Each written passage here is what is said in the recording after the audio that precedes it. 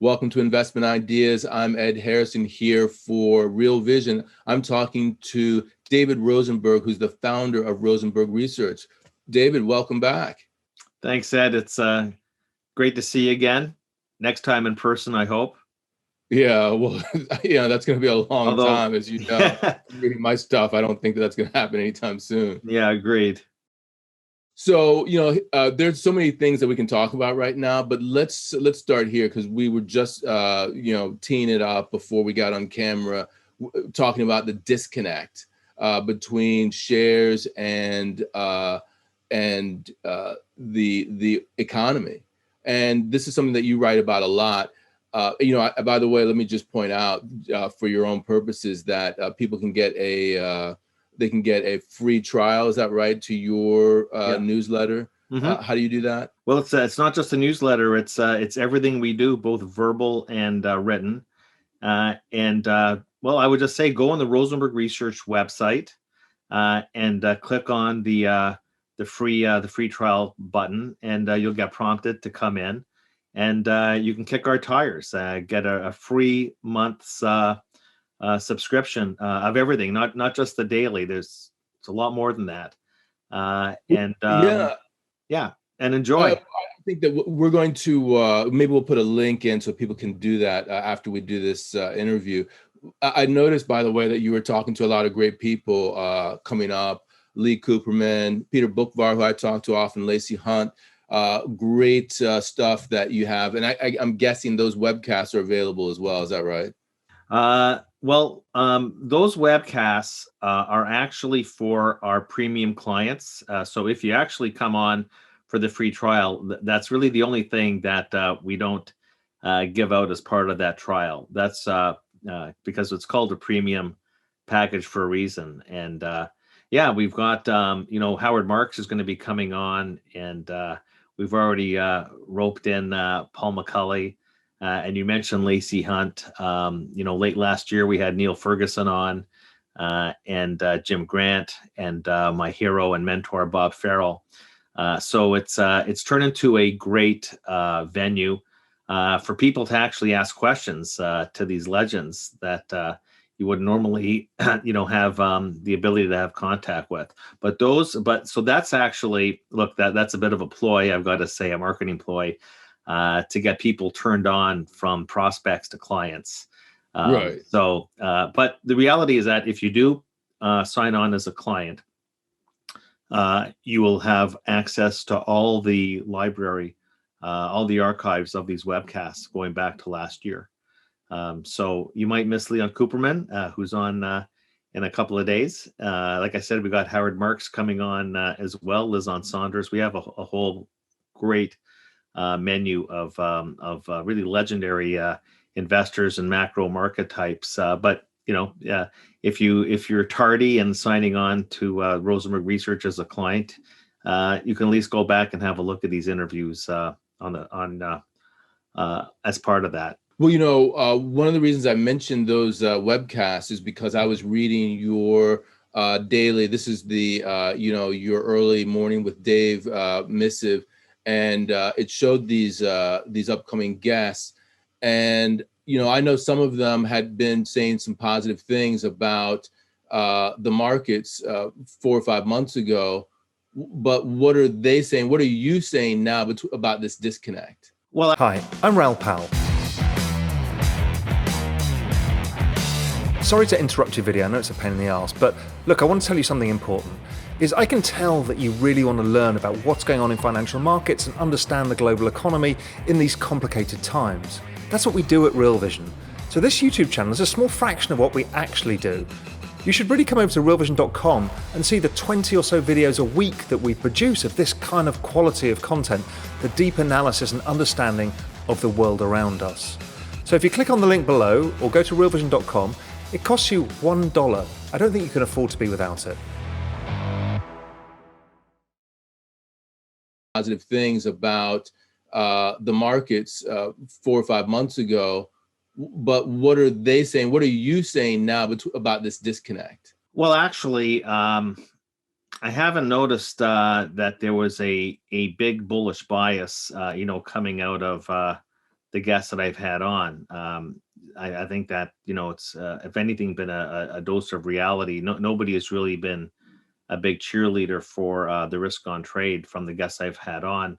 We'll see. I've seen what Leon Cooperman's had to say, Oh and yeah. he's a realist, and I wouldn't actually say that he's bearish, but he's a lot like me, saying, let's just face facts. We are in the midst of a huge financial bubble. As Bob Farrell would famously say, bubbles, you can invest in bubbles, but they don't end up correcting by going sideways. So I'm just saying that, look, as you have a foot on the gas, have a foot on the brakes at the same time, and at least have some hedges and insurance policies in there. Because the reality is that bubbles can go further than you think. They're fun to trade. But we have to be mindful that we are in a huge mania. There's no doubt about it. And for people that say, well, we can justify these valuations based on where interest rates are, well, we know that interest rates aren't exactly static, and that they can actually sometimes disguise underlying weak fundamentals. I always say you can't have it both ways. People that say, well, interest rates are fundamentally low, we can justify these price earnings multiples, they're inflated justifiably by where interest rates are. Well, interest rates are at these abnormally low levels, either because they're being manipulated by central banks. So if the interest rate's being manipulated, then by definition, the valuations underscoring the stock market are being manipulated. Just know the investment background that you're investing in. But let's say that interest rates would be where they are with or without the central bank maneuvers and interventions. What are the interest rate markets telling you about the future of economic growth? If the interest rate landscape is telling you something as an investor, it's that we're into a prolonged period of extremely weak economic growth. Well, guess what? Corporate earnings are part of that economic landscape. So you can have both ways. So the rates market's telling you something, if they're not manipulated, about the future, that tells me, and that's part of my fundamental view, is that the earnings that are embedded, the actual earnings embedded in the stock market today, are not going to live to fruition. Well, I generally agree with you, but let me just play devil's advocate here for a second, okay? Let's say, for instance, that that what you're saying is true, but as it turns out, Apple and Tesla and all these other companies, they're so good that, and they're going to do really well even in this poor economic environment. And there's such a large portion of the indices that, the indices go up just because they go up. It's discounting a bright future only for a select portion of the market. I would tend to agree with that. And, one of my thematics has been to be focused on aspects of the market, companies and sectors that are growth with utility-like characteristics. So I was saying for a while, does Microsoft, for example, fit those characteristics of growth with utility-like characteristics? Yes. Google, yes. Amazon, obviously. And you can argue Walmart. I mean, the thing that I was trying to say is that you want to own growth with utility-like characteristics. I had a client ask me today, well, how do you screen for utility-like characteristics? Well, it's what you use every day. Focus on what you actually use every day. And that's really what you want to buy. It's no different than when people used to say to me 20 years ago or 10 years ago, when oil prices were skyrocketing, and people were complaining about filling up their cars, and it's draining my pocketbook. What do I do? Because when I go fill up my car, it's draining half the money in my wallet. I say, well, the best hedge is to buy the energy companies that are making a fistful of money off the fact that your pocketbook is half what it was because you just filled up your SUV. And back to your initial question about the disconnect, and I get this every day, still get it, even if we go through a couple of weeks of a wobble in the market. The overriding question is, how did we get this surging stock market with the economy still in such fundamentally weak shape? And because you're comparing apples and oranges, the stock market, the S&P 500, is really just the product of two numbers: earnings and the multiple. And if we didn't have the multiple expansion since March, we wouldn't be where we are. We wouldn't be 3,800 on the S&P 500, right? The multiple is about animal spirits. The multiple is about hope and faith. And it's actually about discounted cash flows. GDP is not a discounted cash flow. GDP is right on the tip of our nose. It's actually in the here and now. It's either the total amount of spending, or the total amount of income, or the total amount of production in the economy today. And the stock market doesn't live today. It lives out in the future. And that's why interest rates are so important, is because of those discounted cash flows. And that's what you're really buying. What are you buying when you're in the equity market? You're buying a discounted earning stream. You're buying these residual cash flows. And keep in mind at the same time that profits are basically 10% of the economy, important part of the economy.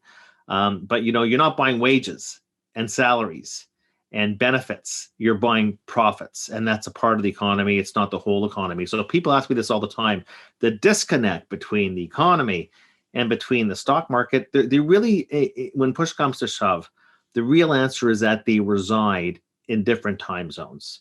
The stock market is out in the future. GDP, we just got GDP last week, right? GDP, third quarter GDP, fourth quarter GDP. Now we're talking about what's first quarter looking like. GDP is the here and now, and the stock market is out in the future. Well, here's the reason I think a lot of people are asking that. They're saying to themselves, look, every single time that I've seen in the past that we've had a recession, let's call it 73, 74, 80, 82, 90, 91, 2001, 2008, bad things happen to the market because, we had a recession, prices adjusted as a result. Why isn't that happening now? That's what they're asking. Well, the reality is that the financial economy and the real economy have really been disconnected for some time. Ultimately, if we're going to have a recession, there's going to be some sort of shock that causes this $20 trillion beast called US GDP to take a haircut. This last time around, it wasn't a monetary tightening shock. It was a health shock. You talk about 73, 74. We can go to 1979, 1980. It was an oil price shock. You go back to 1989, 90. It was a commercial real estate shock. You go back to 2001, 2002. It was really a shock being driven by the tech wreck.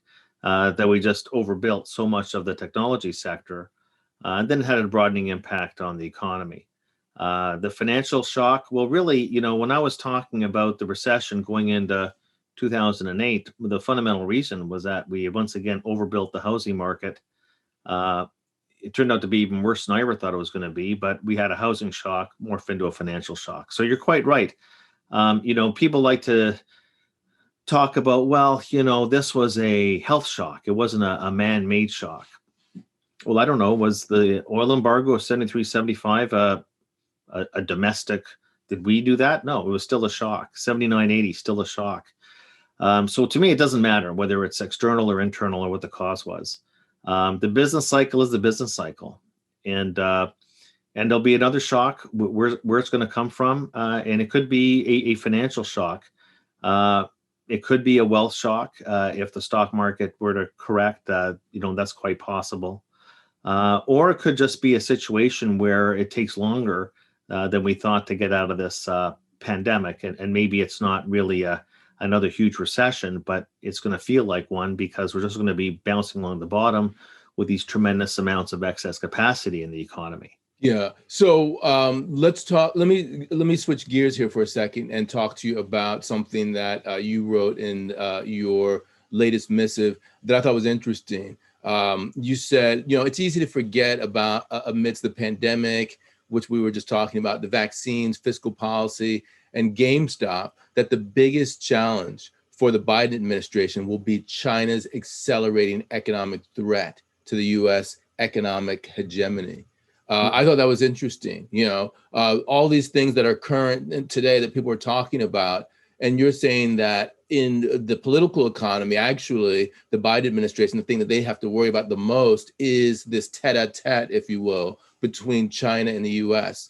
Explain why that's the case. Well, I think that everybody's got to bone up on the Thucydides trap, which over the centuries and the millennia, in the few times we've seen this in the past, where an existing dominant power is then challenged by an up-and-coming power.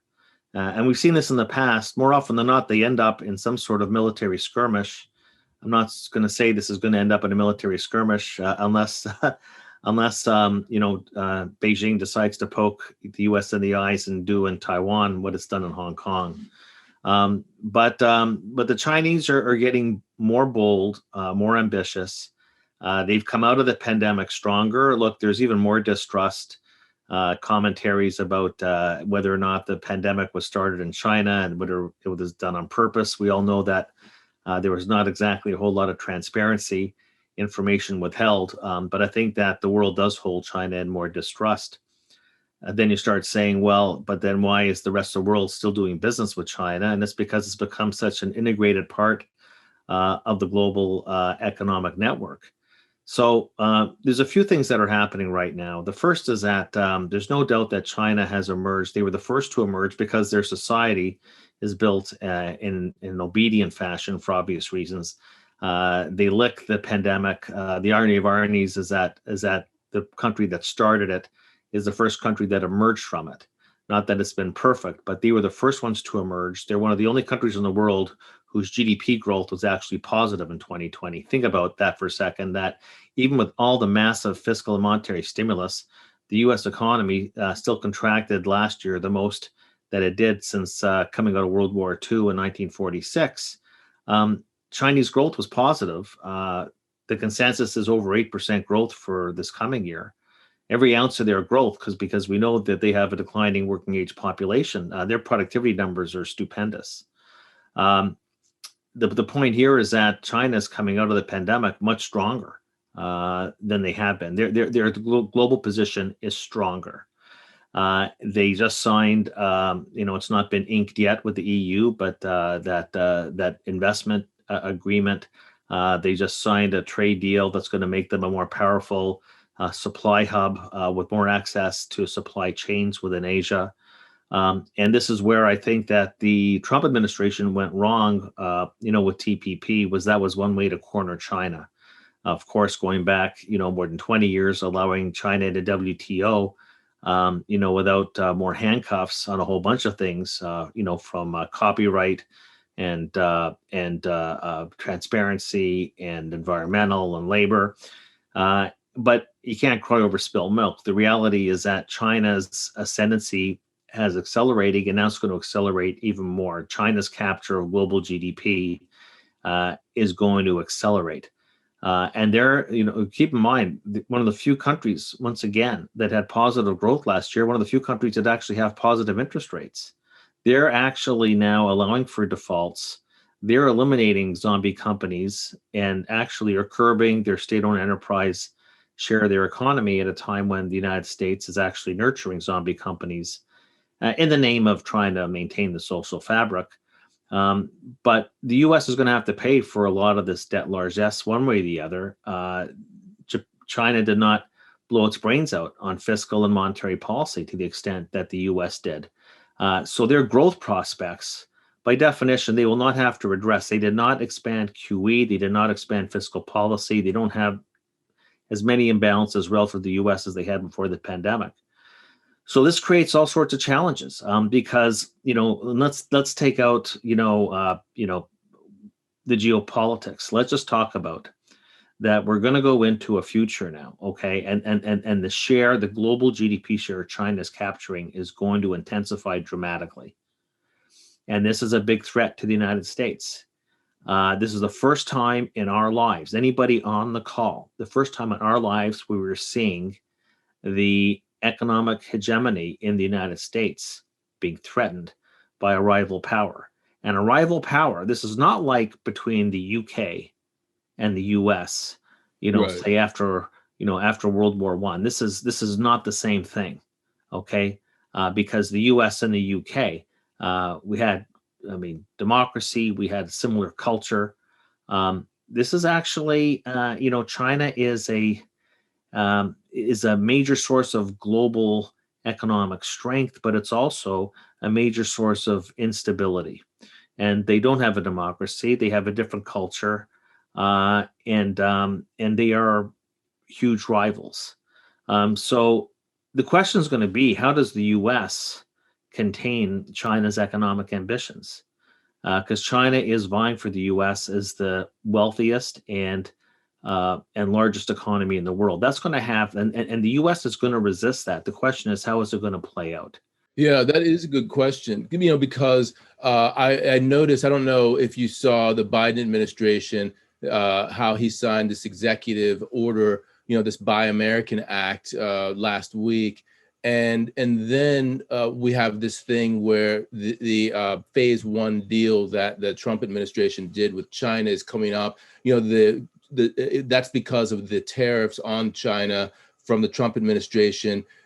The Chinese have only fulfilled 42% of their commitment there.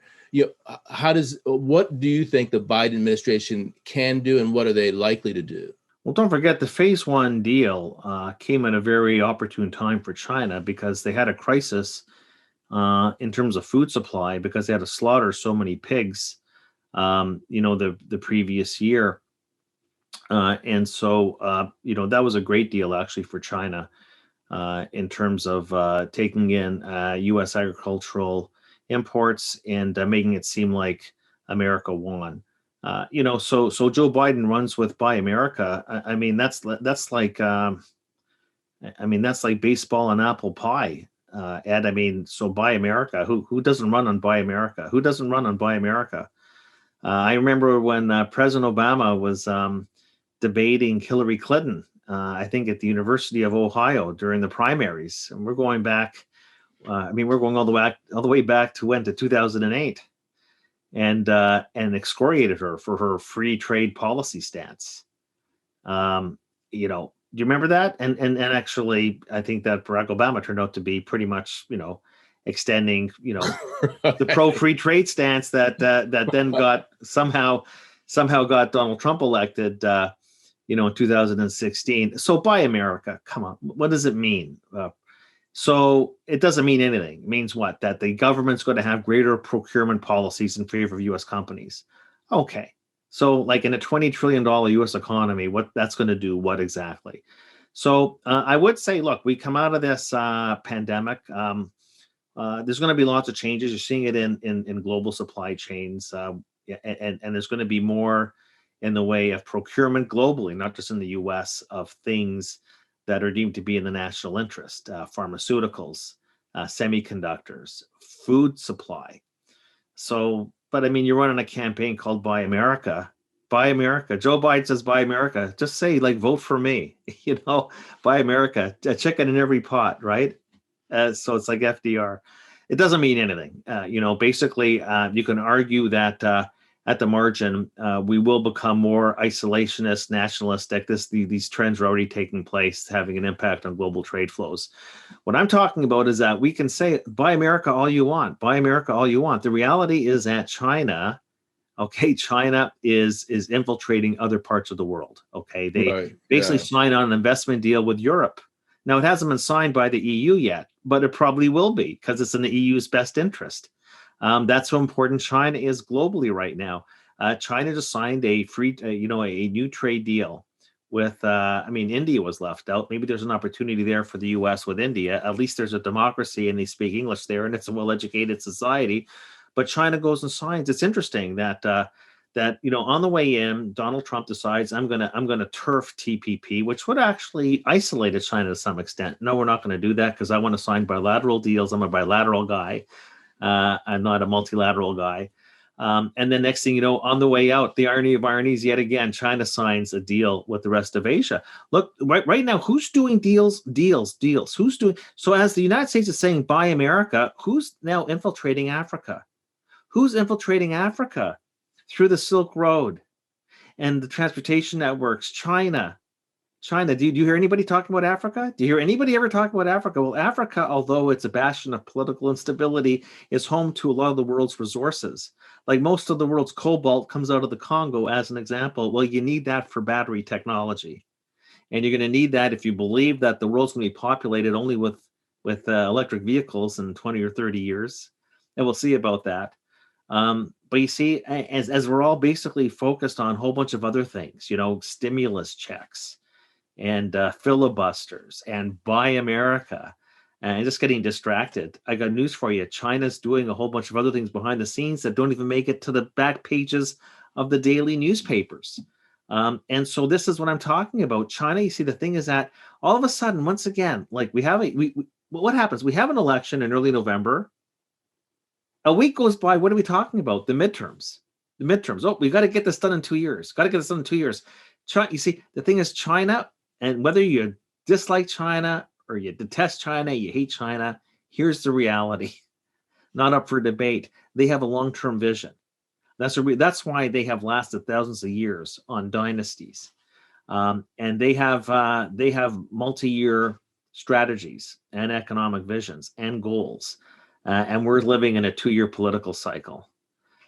So it's interesting that when you're saying buy America, China's going out and doing different deals with all other parts of the world right now to secure their supply and their supply networks and supply chains. They're going to come out of this much stronger. They already are. And this is going to pose, if it poses an economic threat to the United States, rest assured, the United States, even under a Democrat administration, they will resist it at all costs. Right. And then the question becomes, like you said, how does it manifest itself? And that's Right. what's unseen. And then what are the other? And as China's strength grows, how much bolder are they going to be when it comes to their influence in the rest of China? And I would say this much: I would say that keep an eye on what happens in Taiwan, because that's always been where the U.S. draws. Hong Kong was never a red line. Taiwan's a red line. And as China's strength in the global economic and financial realm grows, it's going to be interesting to see how this Biden administration is going to be tested. And that will be one test, I could tell you right now. If you're looking for a black swan, China and Taiwan is definitely a black swan. We can call it a gray swan, since you already told us. Yeah, it won't be black. We'll know. There's it's a now a known unknown. But we just don't know how the U.S. Well, here's the unknown, though. I know it's right. known unknown, but here's the unknown. Here's the unknown is how would the U.S. respond? That's right. The unknown. And when we think about China, you already mentioned natural resources in Africa. You mentioned the deals with Europe. We also know that they're getting natural resources in South America. They're actually exporting their vaccines there as well, really infiltrating lines of communication, helping people out during the pandemic in order to get a quid pro quo. And then you also talked about Asia, because that's where the rubber hits the road in terms of regional deepening, where the Chinese are, because Asia's done pretty well. And I know that you for a long time were talking about non-China Asian EM as a play.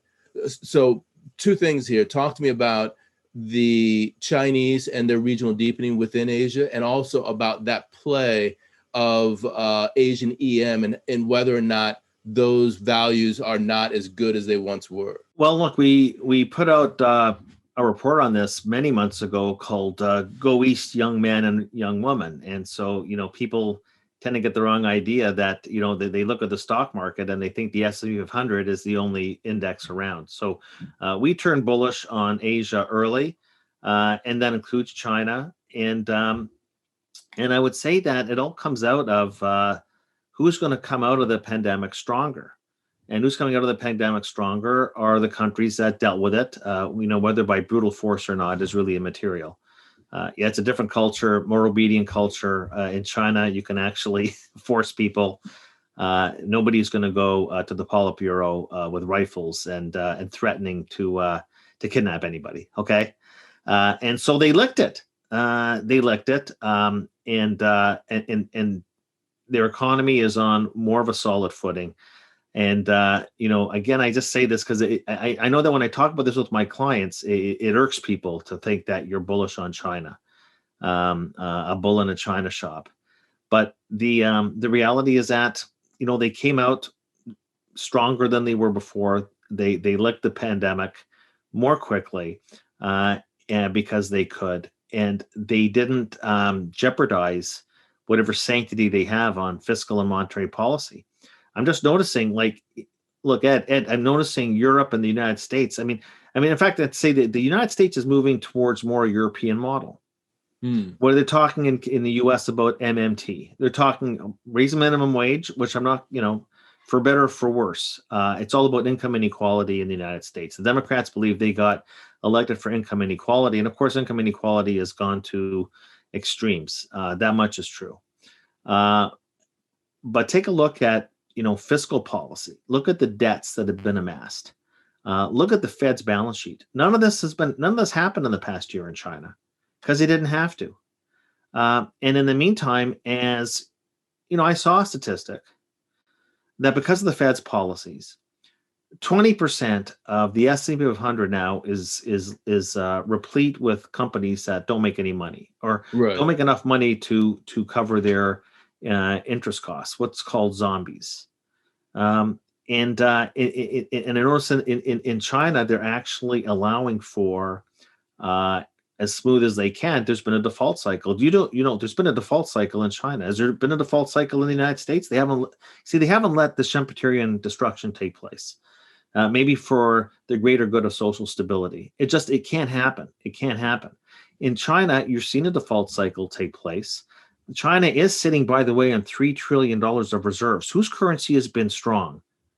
China, the yuan, or the US dollar. They've amassed over $3 trillion of reserves. They have the financial capacity to smooth this default cycle, and that's what they're doing. They're allowing defaults in China. Wow. Who's been tightening monetary policy in the past couple of months? All of a sudden, you mentioned earlier, some of the numbers are starting to soften after China came out of the gates, their number, because they have been actually firming policy. And now I guess they go on pause right now. But as the United States has only been easing monetary policy to a stratosphere that we've never seen before, and we can't even really fully comprehend. So maybe you can say that China is trying to get ahead of asset bubbles there. If the United States were really trying to promote asset bubbles, totally different. And so I'd say that, yeah, for these, these other, you just got numbers out of Korea, their export growth, double digits. A lot of that's going to China. I remember China is still absorbing a lot of the shipments coming from these other Asian countries. And these other Asian countries, because of their society. It's because of their society. They are just basically more obedient. And the bottom line is that they've dealt with these pandemics before. So they were a step ahead of us because they've actually had to deal with these. They've come out of the crisis to varying extents a lot quicker than is the case in the developed world. So if you're going to run screens on countries that are further ahead, getting past the pandemic, those are the ones you want to focus on. So plus up until recently, their valuations in their markets were a lot more attractive. They closed a lot of that. I've actually said, if I was in my daily, because I've been asked once again the questions, are you still bullish on Asia? Well, I've actually, if I was a Wall Street analyst, which I'm not, I'd say I moved from an accumulate to a hold right now. But I tell you, one sleeper is India. One sleeper is India. And notwithstanding the fact that Modi's reforms have been difficult. Look, it's a very difficult country to manage. But I was writing about this from a geopolitical standpoint, that India is the silver lining in the cloud. Like, what should the Biden administration do? Okay, as I'm looking at this in a historical standpoint, like, how did Nixon and Kissinger ultimately deal with the Soviet Union back in the early 70s? Was cozying up, was cozying up to China. The whole thing about détente was really about curbing Russia, Soviet Union as a nuclear threat. This is about China as an economic threat.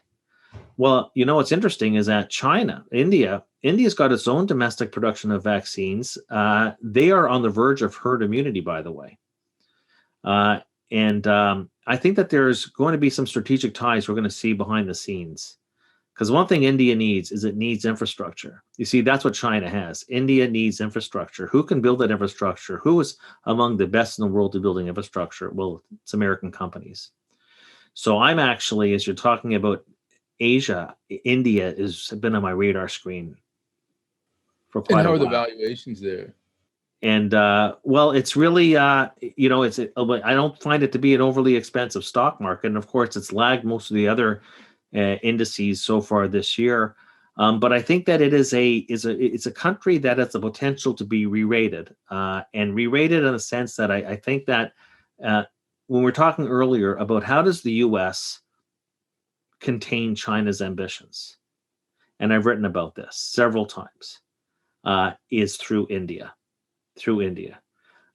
India could be the partner with the strategic partner with the U.S. To rival China's ambitions, much like the U.S. used China as a way to curb Russia's ambitions back in the early 70s. So that's how I can envisage this thing playing out. But India right now is it looks very interesting to me in that geopolitical partnership aspect. But also, notwithstanding the fact that a lot of the agricultural reforms have been slow to take off, there's if this plays out the way that I think it's going to, there's going to be all sorts of incentives for American companies to invest in Indian infrastructure. And that's not on the radar screen right now any more than back in the late 80s. Nobody was talking about China. Now we does talk about China. And I think India is a real sleeper in terms of being re-rated for future accelerating growth, or actually potentially overtaking. And by the way, I think India this coming year is going to be faster GDP growth than China. And it's an investable market. So that's something else. You're talking about Asia. Look, it's not a homogeneous region, but that has been on our radar screen and has remained that way. Let's go full circle back to where we started, which is that disconnect. We talked about why that disconnect between the real economy exists, but and the financial economy. But what about the real economy? What's your forward-looking view of what's happening in the United States at the moment? And by the way, before you even go into that, how much of that is prefaced on the virus?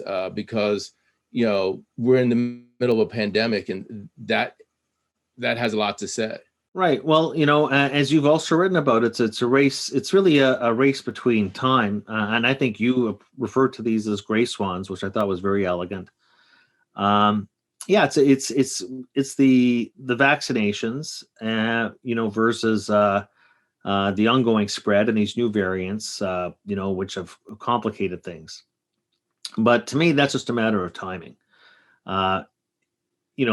Do we? I mean, the markets seem to be thinking that we're gonna reach herd immunity or broad immunity by the third quarter, by the end of the second quarter, and then it's going to be off to the races. Right. I think the timing is very difficult. I mean, who really knows? Who really knows? I can tell you, sitting up here in Canada, it could be next year. And you have a situation in Israel where they're the poster child now of success. And as they vaccinate everybody, everything is locked down. So you have the good news in the vaccinations, things are locked down. It's just a matter of timing. Look, my view is that we're going to get past the pandemic. I just don't know, is it the third quarter, is it the fourth quarter?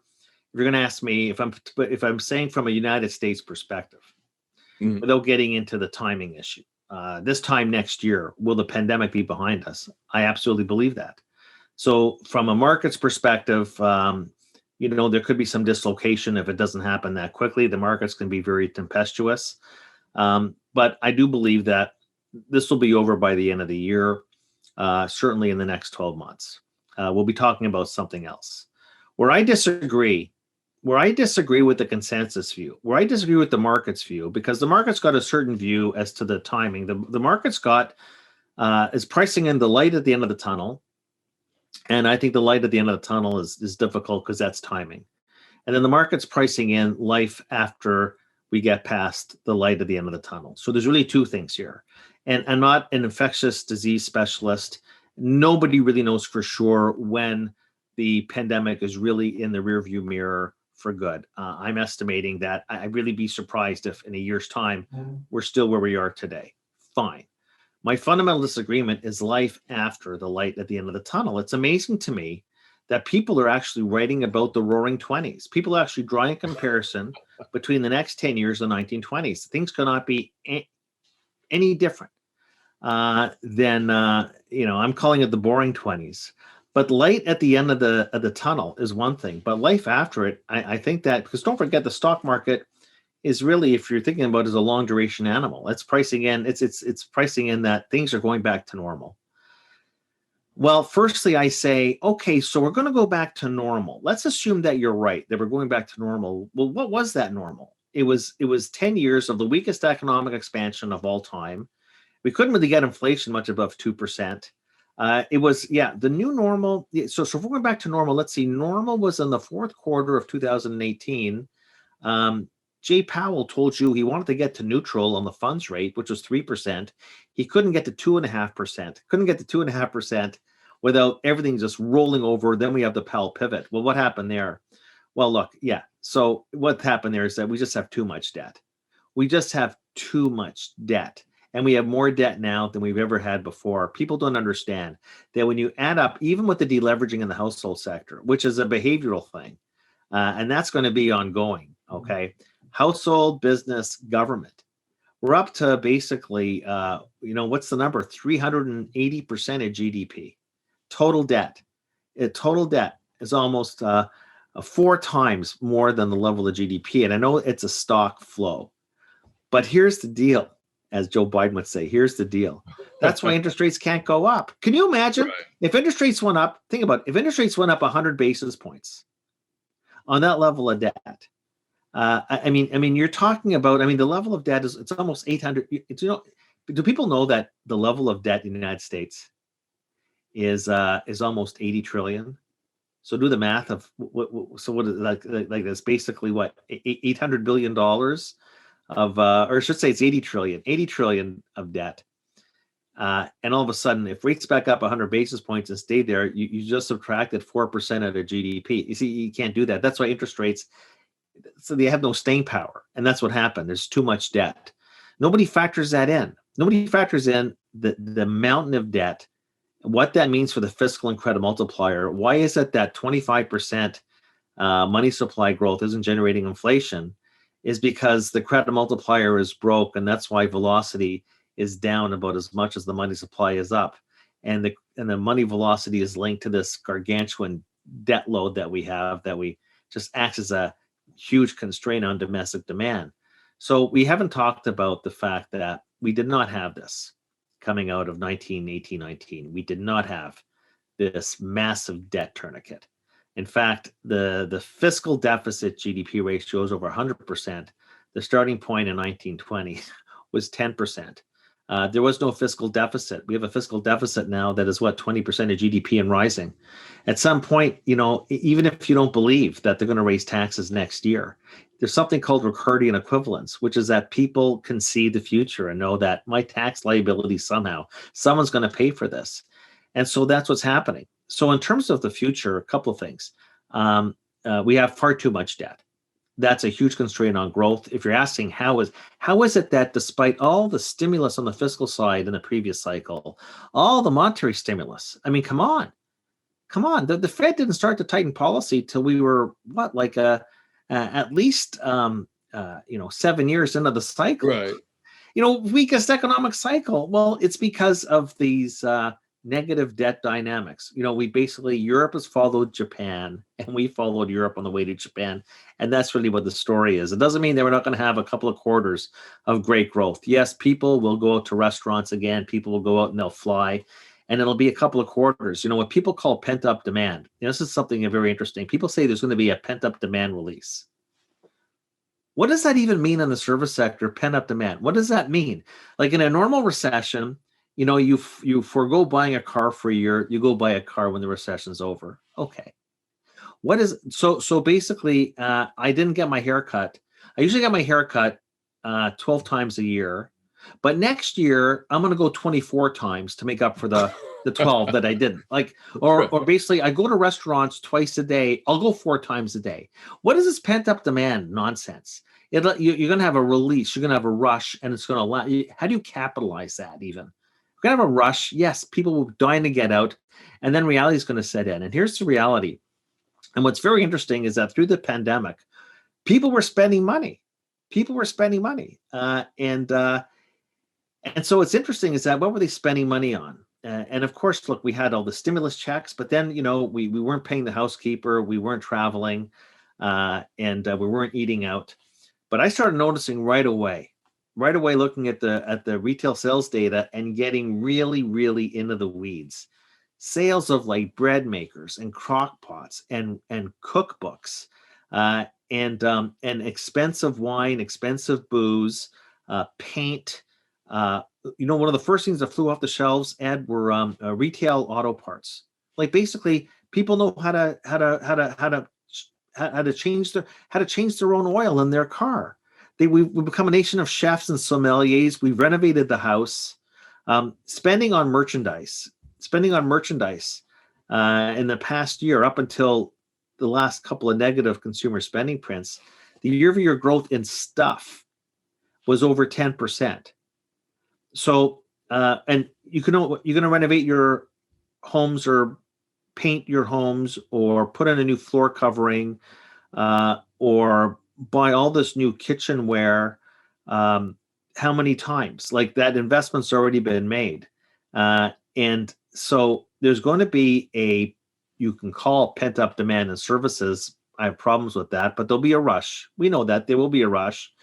But then you're going to find that there's going to be pent down demand for all this stuff. And when we're talking about, like, it's funny.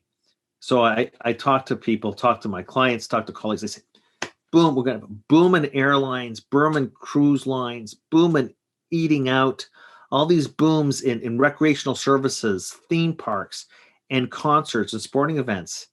And I go, okay, let's assume that you're right. That's 6% of consumer spending and 4% of GDP. So on your pent-up demand story, and look, I don't want to sound like me or the donkey, but okay, that's 4% of GDP. Okay, so run with it. That's your bullish story, 4% of GDP. And there's a lot of other stuff that we've already overconsumed on. Like, are you really going to go buy the third car in the laneway? So there's other aspect of all the stuff that we've already bought that we're not. Are you really going to go out and buy another Peloton bike as you rejoin your gym membership, right?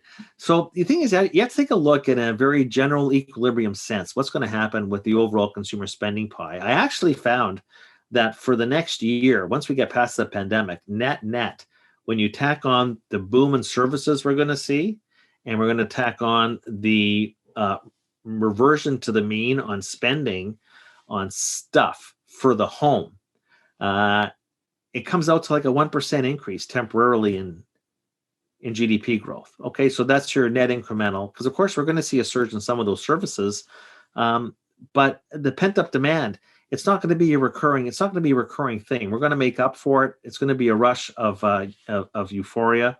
And then it's back to reality and a lot of other things. One of the pieces of work that we did was looking behaviorally. How is behavior going to change? You see, this again is where I differ from the consensus. I believe that behavior is going to change. Let me get in there for 1 second, because you, even before you start, let me prompt you, because there's a lot to digest, and I want to make 3 different points, and especially about this change point. So Richard Koo has this term.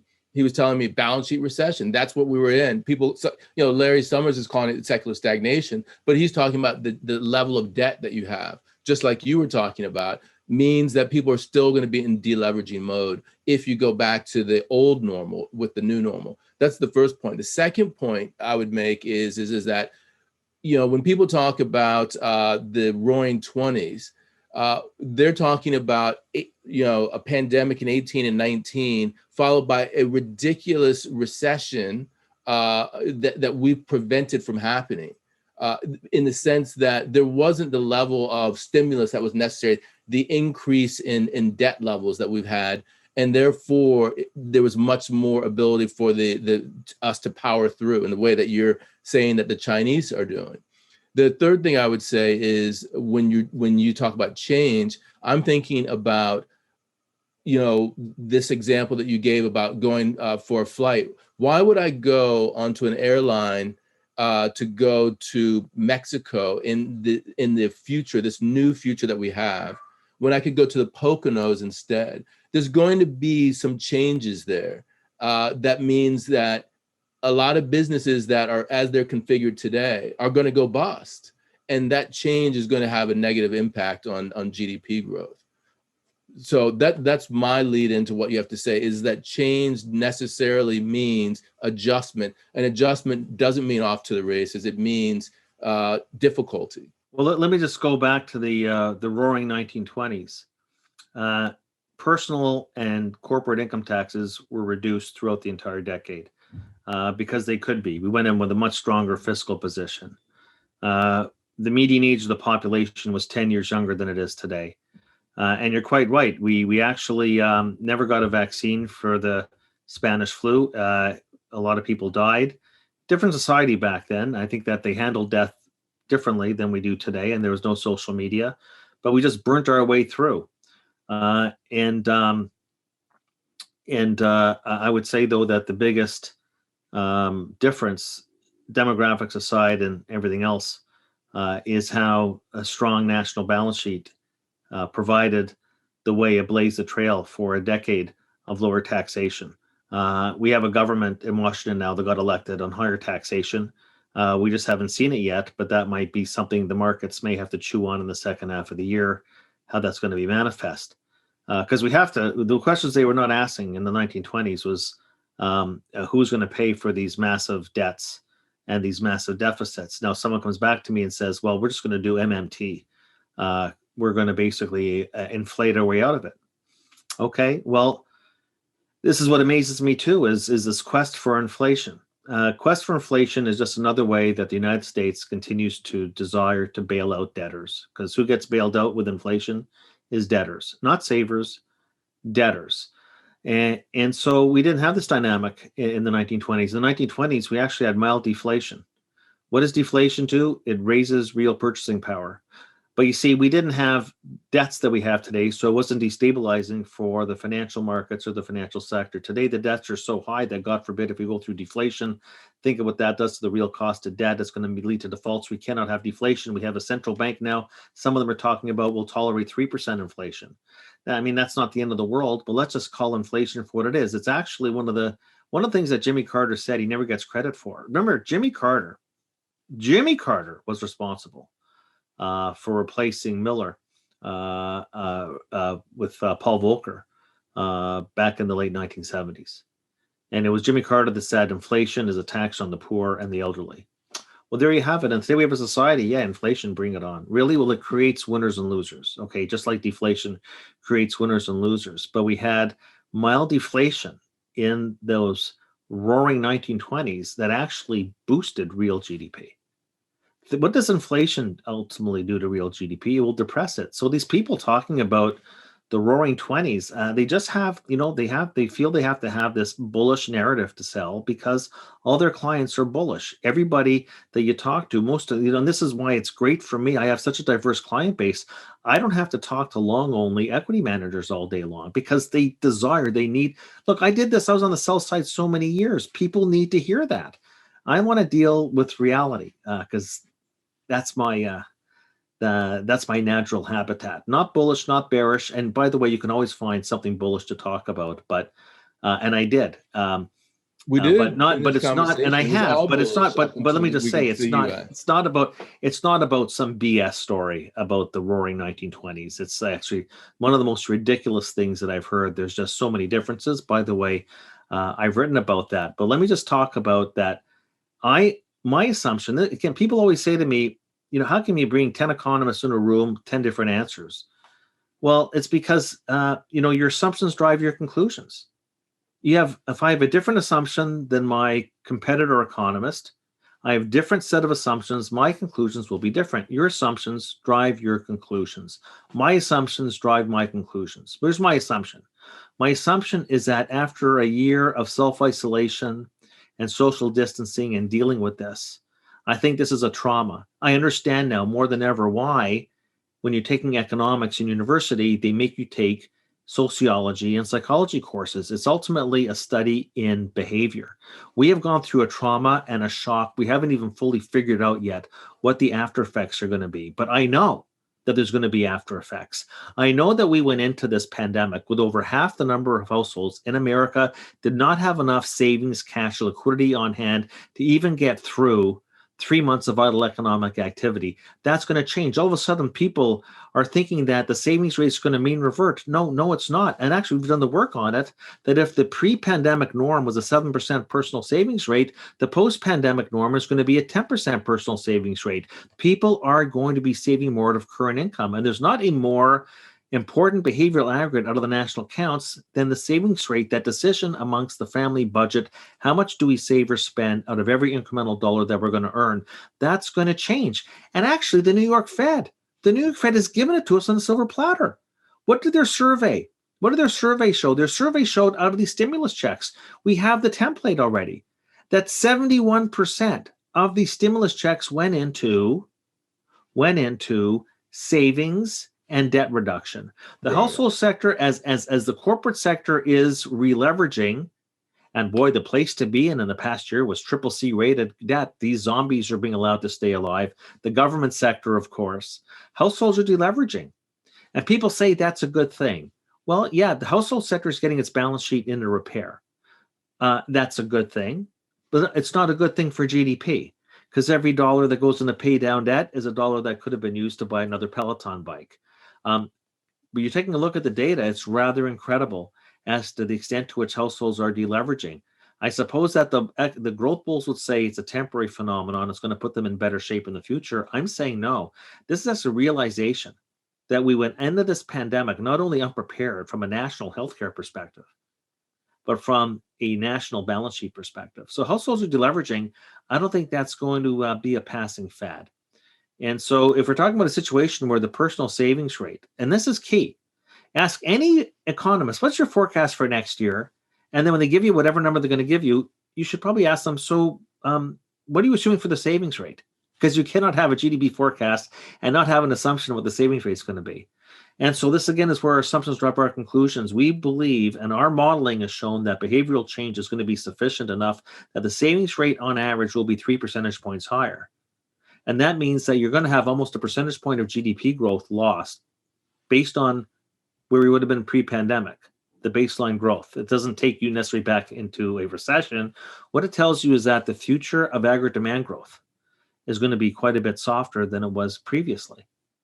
So I don't look at this deleveraging in the household sector as being a passing fad. And then we have to talk about what is it going to mean when, God forbid, the government sector has got to go on the treadmill, the debt treadmill. We'll see if that ever happens. But it'll be forced on the corporate sector as well. So the bottom line comes down to this. And this is what makes the biggest difference. What created the conditions for the weakest economic expansion? Now, we had a huge bull market in equities for different reasons. Because companies it was the biggest debt for equity swap on record. Companies issued a record amount of debt to buy back their stock. It didn't go into productive investment. When to buy back their stocks, we had this illusion of a tremendous cycle of earnings per share because the share count went down to a 20-year low. It was really a classic, what I call a Grigor Potemkin bull market, but it was a bull market, but coexisted with the weakest economic cycle of all time. And it's because too much debt that has impaired the credit multiplier, and why velocity of money continues to go down. People say to me, when are you finally going to get off your disinflation? And I'm going to say, well, they say, look at the money supply, but you can't forecast inflation looking at the money supply without looking at money velocity. And money velocity is going down tit for tat. Actually, if you do the classic Fisherian identity, MV equals PY, and you solve for P, it comes out to zero. Yes, I know we have supply disruptions, we have commodity boom market, weak dollar, and there's inflation in goods. But look at the disinflation or deflation in services across the board, and not just cyclicals that you can say will come back, like restaurants and like airlines and like theme parks and movie theaters. Look at education. Look at tuition rates. Right. Look at rents. That's the biggest, most important. Look at healthcare inflation right now. It's subsiding rather dramatically. These are so much bigger in the CPI and the core CPI than merchandise is. And that's going to be a That is a great dominating point. influence. And that's why I think that the biggest disconnect right now, I mentioned this before, it's funny that the Cleveland Fed's 10-year inflation expectation metric is running around 1.3, 1.4%. But the TIPS break-evens are running about 2.0, 2.1. And if the market ultimately has to move into where the Cleveland Fed's metric is, we're going to get a 20% return on the long bond. And that's my forecast for the coming year. Well, there you go. That, you know, because you preempted me, because I was going to say, let's close this out with, what is your portfolio? How has it changed? Because that's a huge deal right there. Well, I could tell you that I've been advocating. I want to buy the stock market 20% down. So I've been using the I've been selling calls on a view that I want to buy the market 20% down, pick up a premium. So that's one bucket. And how do you play your view that the market's going to go down? I'm still bullish on Asia. That's secular. I still like precious metals. Of course, silver is going up for a whole bunch of different speculative reasons right now. But I'm still long gold. I'm still long treasuries. I think you want to have insurance policies in your portfolio.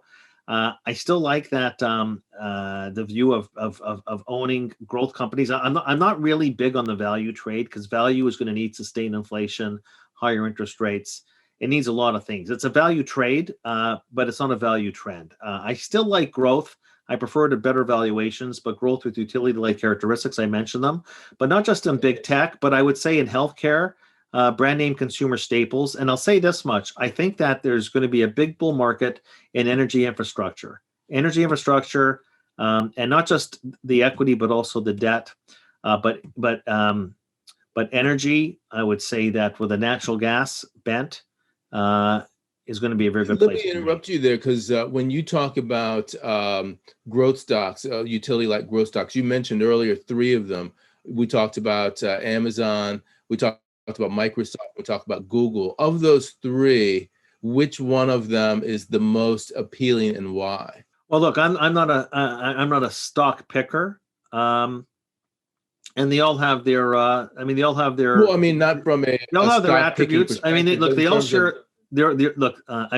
This group in general is very expensively priced, but I said before you can throw Walmart in there. You know what I mean? Like, and actually, Walmart was the only stock I think that didn't lose you money in the great financial crisis.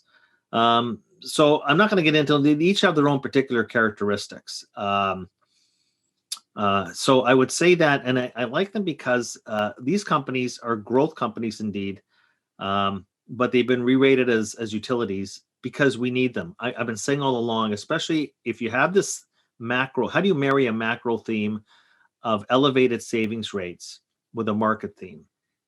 Is focus on buying companies that provide what we need, not what we want, what we need. So I didn't just stop there. I mentioned healthcare, and I mentioned big brand consumer staples. But I also mentioned if I want to play the recovery trade, if I want to play the recovery, and there will be a recovery, I'm saying it's not going to be very robust. And that's why, in general, you do want to have a robust recovery if you want to own value stocks outright. But I would say that there are elements of energy that are very attractive. There's no question that clean energy is going to be part of this upcoming infrastructure bill later this year. And I would say that the utility sector is going to be part of the revamping of the electricity grid. That's going to be part of it. And so I would say that if I was going to play a recovery, there's only 2 sectors I'd want to be in right now. Mm-hmm. Energy and financials. And I say financials, like people are asking me, airlines here, casinos there, hotels, restaurants. But those are concentrated bets. And I don't think that we're going to be seeing a tremendous long-lasting resurgence in consumer service sector spending. I know people want to believe that we'll get a couple of months or a couple of quarters. But what I like about the financials, or what I like about the banks, is that they are just a more diversified way to play a recovery. The banks are in every single business. I'd rather play a diversified way of the recovery through the banks than through buying isolated consumer cyclical services stocks. And energy to me is, there's no such thing as a no-brainer in this business.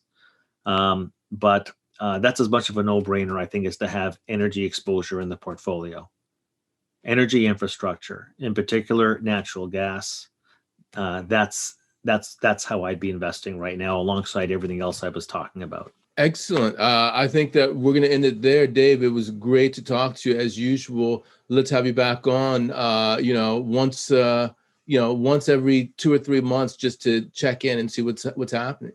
Yeah, well, I made a mistake before when I said next time face to face, because then it would probably be 12, 18 months. And I can't go that long without talking to you, Ed, on air. So we'll do this again soon.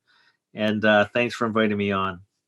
You bet. It was a pleasure. I hope you enjoyed this special episode of The Interview, the premier business and finance series in the world. However, this is just the tip of the iceberg. For more in-depth content and expert analysis, visit the membership link in the description to unlock a week's access for only $1. This dollar can change your life.